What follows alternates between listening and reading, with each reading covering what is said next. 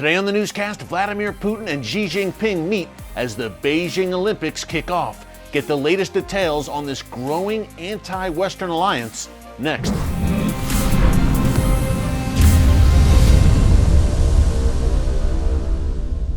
Hey folks, Erick Stakelbeck here. Welcome to the Watchman Newscast. The Beijing Olympics kicked off today, Friday, February 4th. You may have seen some footage by now of the opening ceremonies in Beijing.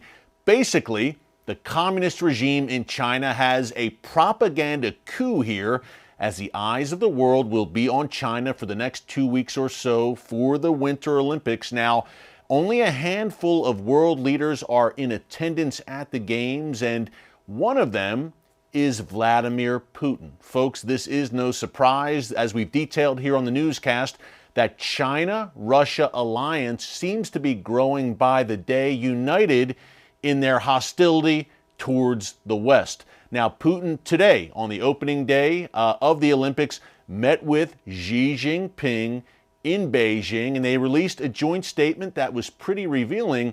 Basically, Xi Jinping, in layman's terms, has Putin's back when it comes to Ukraine. Remember, some 100,000 Russian troops are massed on Russia's border with Ukraine right now. And Xi Jinping said today, yes, in this joint statement between the two leaders, that NATO needs to move its troops back out of Eastern Europe. So Xi basically saying, hey, Vladimir Putin needs to do what he needs to do if he feels threatened by NATO encroaching on his borders. So if and when Russia does invade Ukraine, and if that is imminent, don't expect any opposition, needless to say, from Xi Jinping. On the flip side, Russia has talked about one China, meaning Taiwan is part of China and not an independent nation. So kind of a tit for tat there, or a quid pro quo, I guess, in a sense you could say, where, okay, Xi Jinping has Putin's back and running some interference with Putin as the invasion of Ukraine may unfold. And on the flip side, when China, if and when, chooses to invade Taiwan, perhaps Vladimir Putin is supportive there. Folks, this is a growing security alliance, and Putin and Xi said as much today in their meeting. Think what you want of the NATO presence in Eastern Europe and NATO possibly trying to bring Ukraine into the alliance. Whether you agree or disagree with that, one thing is clear.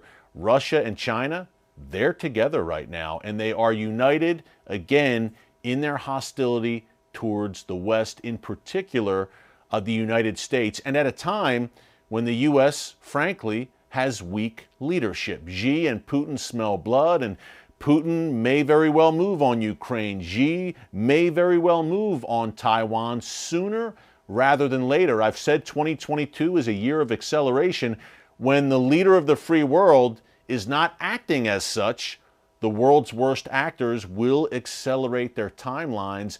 Now, another interesting thing to note here when it comes to the Russia-China relationship, Putin also has Xi's back when it comes to that security alliance that we told you about a few months ago here on the newscast between the United States, Great Britain, and Australia, where Australia will receive nuclear submarine technology. China does not like that very much, needless to say, in their backyard in the Pacific, and Putin is backing Xi up there as well. So very interesting dynamic there that we are keeping a very close eye on. In the meantime, since the Beijing Propaganda Games are kicking off today, we thought it would be a good opportunity to highlight the rampant human rights abuses of the communist regime in Beijing. It's the reason why there is a diplomatic boycott by the likes of the U.S., Britain, and Australia of the Games. An oppressive, totalitarian society persecuting Christians, all religious minorities, a surveillance state led by Xi Jinping. Who is he? What does he want? How does Chinese society function? And why does it matter to you?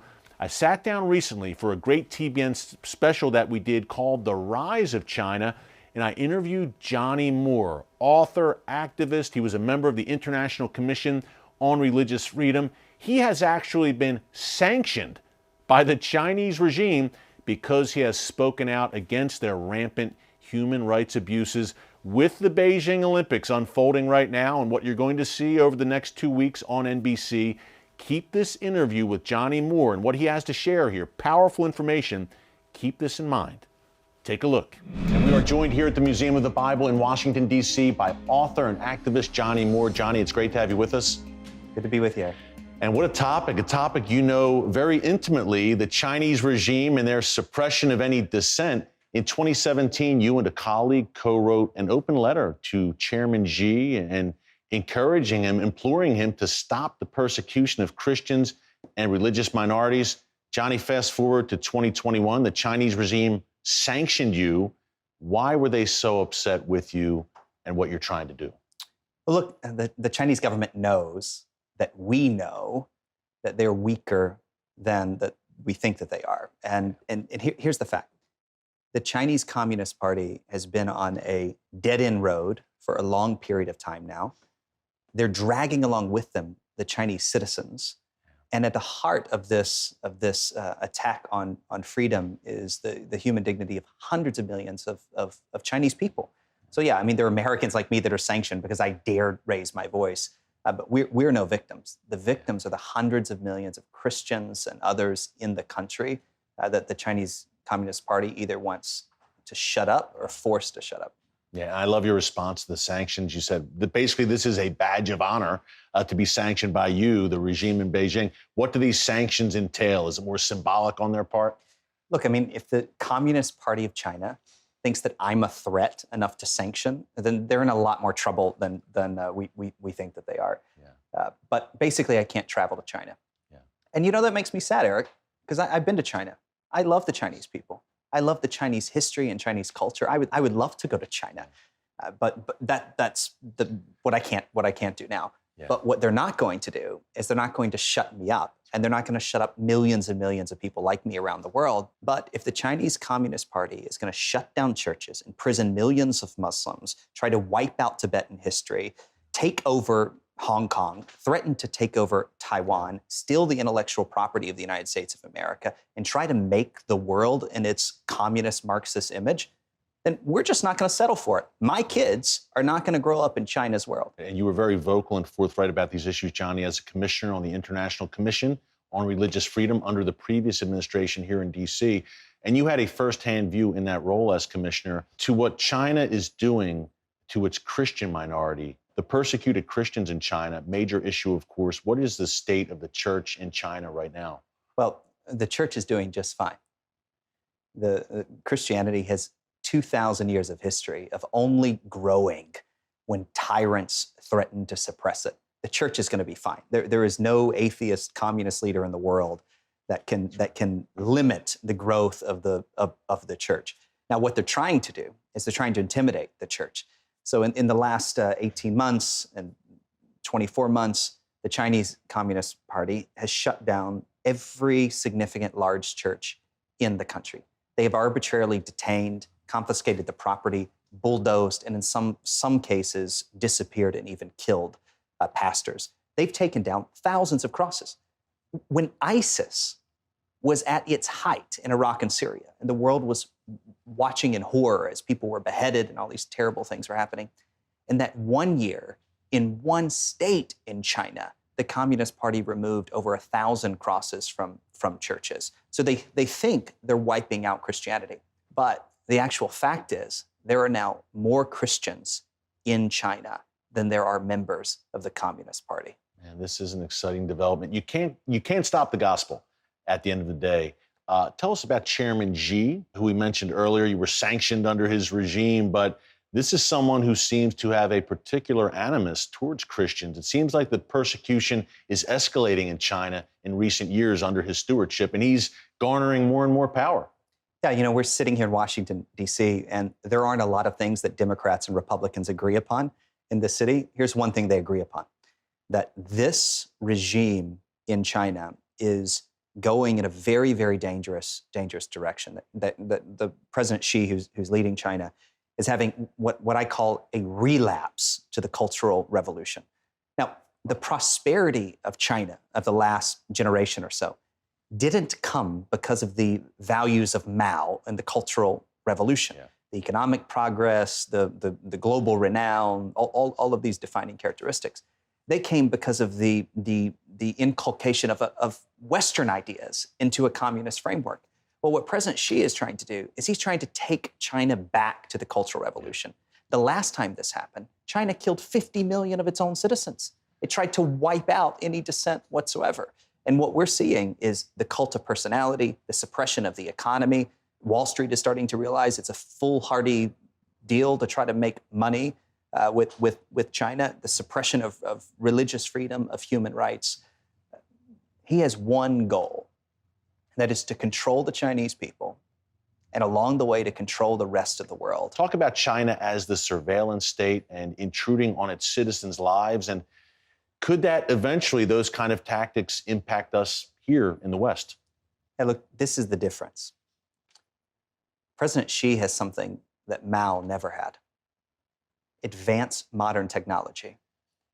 And Chinese citizen living in the western part of the country can't walk across a single block without their every move, the images of their eyes, facial recognition software tagging them hundreds of times.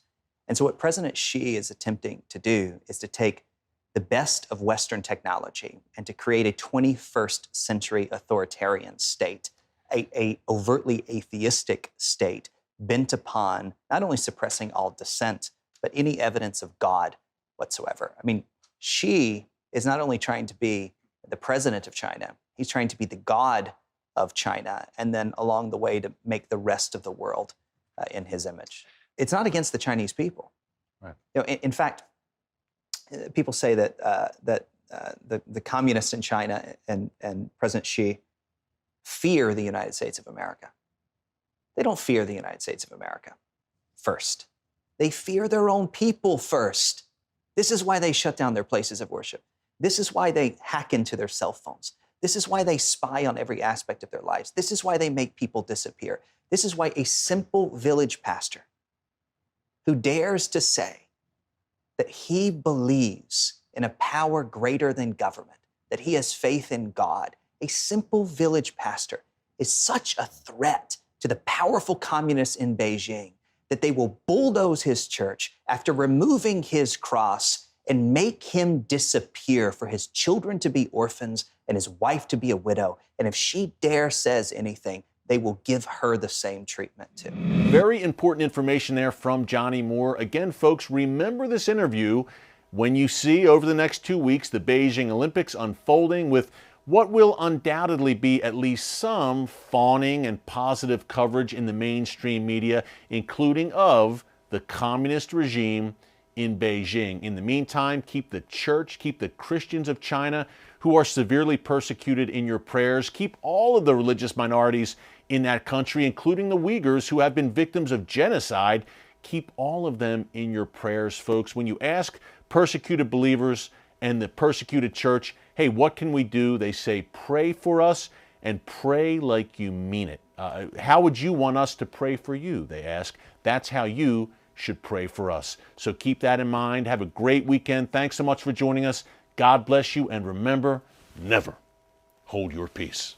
Hey everyone, thanks for checking out the Watchman Newscast. If you enjoyed this episode and want to see more, make sure you go ahead and hit the like button, click subscribe, and tap the bell icon to turn on notifications for new Watchman Newscast episodes every weekday.